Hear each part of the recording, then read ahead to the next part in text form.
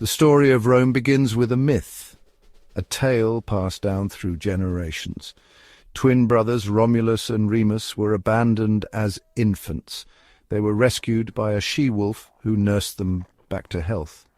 Years later, these brothers decided to found a city. They argued over the location, and in a fit of rage, Romulus killed Remus. This legendary fratricide, committed by Romulus in 753 BC, marks the traditional founding of Rome. This story, though likely embellished, highlights the importance of kinship and violence in Roman identity. It reflects the competitive spirit that would shape Rome's destiny. Tradition tells of 7 kings who ruled Rome in its early years. Each king contributed to the city's growth and development. Romulus, the first king, established the basic institutions of Roman government and society. He created the Senate, an advisory council of elders. He also established the social division between patricians and plebeians. Numa Pompilius, the second king, is credited with establishing many of Rome's religious institutions and festivals. He was known for his piety and for fostering peace. His reign brought stability and religious devotion to the fledgling city. Tullus Hostilius, the third king, was a warrior king who expanded Rome's territory through conquest. He destroyed the neighboring city of Alba Longa, solidifying Rome's dominance in the region. His reign marked the beginning of Rome's expansionist ambitions. Ancus Marcius, the fourth king, secured Rome's control of the Tiber River. He constructed the port of Ostia, opening up trade routes and further enhancing Rome's economic power. These early kings laid the foundation for Rome's future greatness. Life in the Roman kingdom was simple and agrarian. Most people were farmers working the land to support themselves and their families. Families lived in small, one-room huts made of mud brick. These homes clustered together on the hills, seeking protection within the city walls. The king held absolute power. He was the head of state, the commander of the army, and the chief priest. The Senate advised the king, but it was he who made the final decisions. The patricians, the wealthy landowners, held most of the power in Roman society. They dominated the Senate and held key positions in the government and the army. The plebeians, the common people of Rome, made up the majority of the population. They were farmers, artisans, and laborers. Though they were citizens, they had limited political rights and faced economic hardship. This social divide between the patricians and plebeians would eventually lead to conflict. Religion permeated every aspect of life in the Roman kingdom. The Romans were polytheistic, worshipping a pantheon of gods and goddesses. They believed that these gods influenced every aspect of their lives, from the weather to the outcome of battles. Jupiter, the king of the gods, was worshipped as the protector of Rome. Mars, the god of war, was venerated for his strength and military prowess. Rituals and sacrifices were central to Roman religious practice. The Romans believed that it was essential to appease the gods through offerings and ceremonies. They built temples to honor their deities and conducted elaborate public festivals to celebrate religious holidays.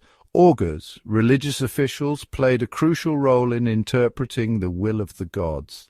They examined the flight of birds, the entrails of animals, and other signs to determine if the gods favored a particular course of action. Despite their humble beginnings, the Romans were ambitious builders.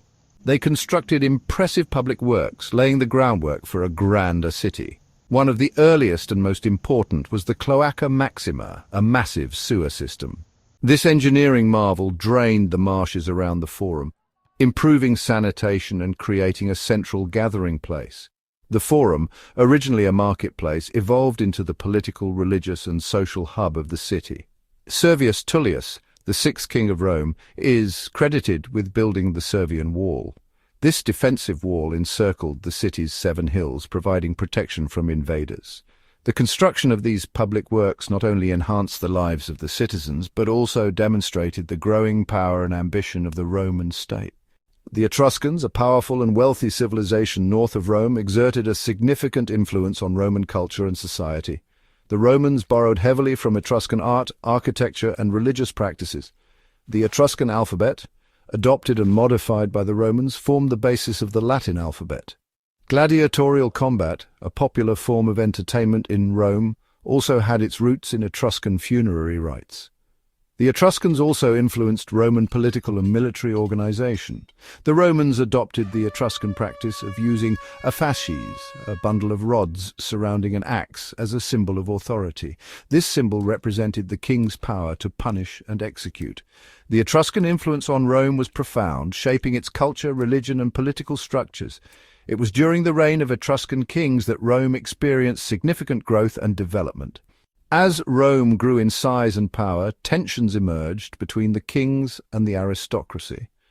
The kings, particularly the later Etruscan rulers, became increasingly autocratic. They amassed more power and wealth, often at the expense of the aristocracy.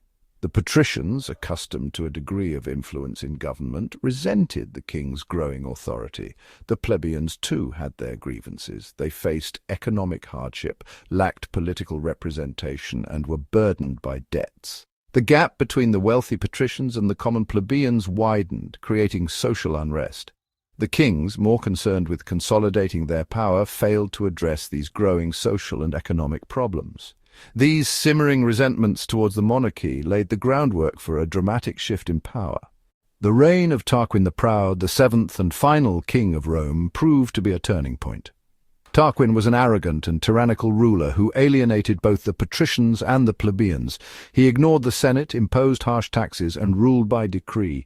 His actions further inflamed the resentment that had been building against the monarchy. The final straw came with the rape of Lucretia, a noblewoman, by Tarquin's son. This act of violence ignited a popular uprising.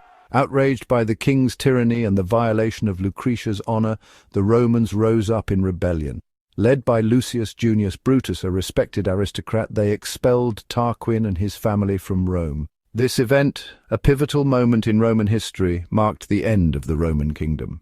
The expulsion of Tarquin the Proud in 509 BC ushered in a new era for Rome, the Roman Republic. Determined to prevent the return of monarchy, the Romans established a new form of government. They replaced the king with two annually elected consuls who shared executive power. This system of shared power and limited terms aimed to prevent the concentration of authority in the hands of one individual. The Senate, though its powers were initially limited, grew in importance. It advised the consuls and played a crucial role in shaping Roman policy. The Roman Republic, born out of the ashes of monarchy, would go on to conquer a vast empire and leave an enduring legacy on Western civilization. The values of civic duty, rule of law, and shared power enshrined in the Republic's foundations would shape Roman identity for centuries to come.